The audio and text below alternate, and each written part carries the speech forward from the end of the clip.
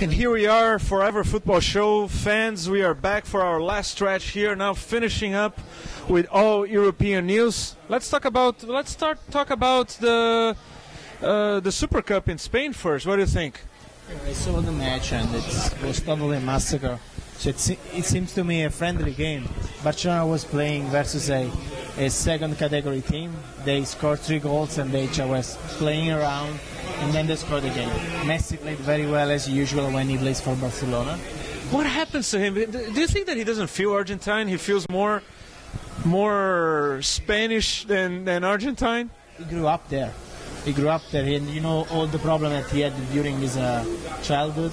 So I think he's very linked to Barcelona. But I guess the most important thing about that match was that Ibrahimovic spent all the game on the bench, and it's pretty clear that Guardiola doesn't like him, and I think he's going to move soon. And people are saying Milan. You know, so you'll have Adriano in Rome and Ibrahimovic, and for the Inter fans to be all sad and but consider that there are two different. The system in Spain is different than in Italy and in England, so they don't pay. So when in your contract you can have more money. And right now Ibrahimovic got, I guess, 10 million euro, and Milan doesn't have that money, so they have to find a compromise. So I don't know if it's going to happen, but for sure he's not happy in Barcelona. Who is he going? Inter or AC? AC Milan. AC. Okay. AC Milan. well, we have this is the last week of all the transaction window in Europe, so probably another agitated. So that's the most important one in my opinion, because the Europa League will be definitive at the end of this week. The Champions League will be definitive at the end of this week, and so they know what they have to do. So that will be very crazy week in my opinion. Now Barcelona beat Sevilla 4-0, and it's showing up that it's going to be another race between Barcelona and Real Madrid. What about Real Madrid? Are they just bought Ozil. People are saying that they are making a bid for Adebayor as well now. It's when Mourinho said that he wants to win at least one of the competition. I think he's arrogant, you know what I think about him, but he has the team. It's a wonderful team, and they don't need Kaká. So, and the fact that they were pushing for Ozil is another proof that they don't want Kaká to come back. And they, in my opinion, for the first time, Real Madrid did a very, very good bargain, because buying Ozil for $15 million, it's only up from here. Yeah. Finally, because usually they buy form players instead of the ones that are still in formation. Kaká, I think that it was just a bad luck. The guy was being destroyed physically. And again, you said the same thing. Like, why leave Milan when he had everything in his control? And I think that Real Madrid will still bet on his recovery so that they can sell him again for a good enough price. Yeah, I think he should have stayed in Italy. I think he should have stayed in Italy. Would be a much better thing for him. That's his house, and that's where he feels. That's where he feels good playing. That move to Madrid didn't. About Real Madrid, you have to consider also that right now they have 27 players in the roster, and Mourinho doesn't like to train more than 23. So they were thinking that Van der Vaart and the two Drenthe and also the two Touré, they are going to leave, and they are very, very good players. And as usual, Real Madrid buy players for a lot of money, and they sell them just for cheap. Yeah, today we saw in the German league Raúl playing against Van Nistelrooy. You find this kind of players everywhere. Schneider, Robben, so many players, excellent players, go through Real Madrid. But the pressure is so intense that and the club it changes so quickly, because they're always going after a better one, a better one, and a better one. So you gotta go as a player. You gotta go through it. You gotta get there, but you have a limited time and you have to leave.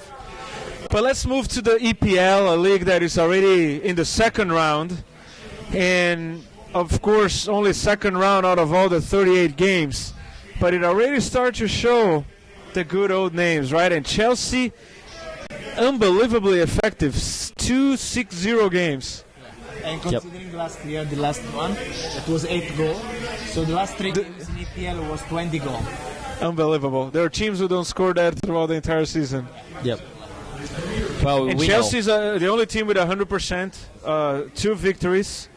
Arsenal also had, actually in this round, through 3 amazing games, with Arsenal beating Blackpool 6-0, Newcastle 6-0 against Aston, and Chelsea 6-0 against Wigan.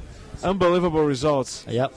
And Chelsea playing with a team that is not that much renewed. So Ancelotti showing that he has a total control over the team and the roster. As I said to you a lot of times, he's a very good coach. And Chelsea, they didn't change too much, so they know each other. They play very well together. And again, I saw the match again. It was a very good game. They deserve to win. It was so easy actually, and no surprise. Yeah, unbelievable. Now they signed Ramirez, another good player from Brazil, who's supposed to be substituting for the loss of SCN in the future, or Ballack. Ballack just went back to Germany now. Yep. That was a surprise to me. Ballack was so well identified with Chelsea that I was surprised that he left. Yeah.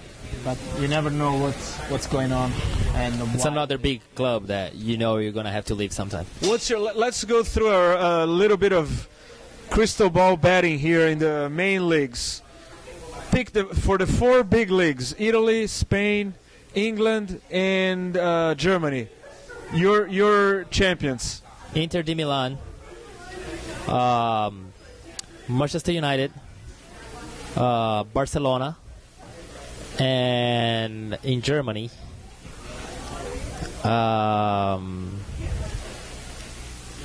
maybe Bayern Munich. All right, I'll take that. Filippo. I agree with him about everything except for EPL, but I would say Chelsea. Man. I'll say Chelsea. I'll say Inter.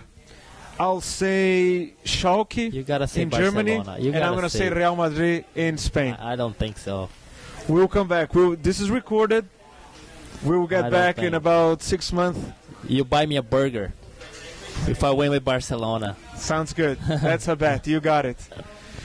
Fans, once again, thank you very much for staying with us with Forever Football Show. We'll be back next week, and next week we'll be talking about the other leagues that start, the Super Cup, Italy, and we're going to talk about the Sounders. We have another guesstimate here to check next week. Good. I say 2-1. Sounders, you called for Monterrey, you called for a tie. He called a tie. Fans, write to us, send us email, send us in our webpage telling your best guess, and we'll figure out next week with foreverfootballshow.com. Have a great week, and we'll see you next week.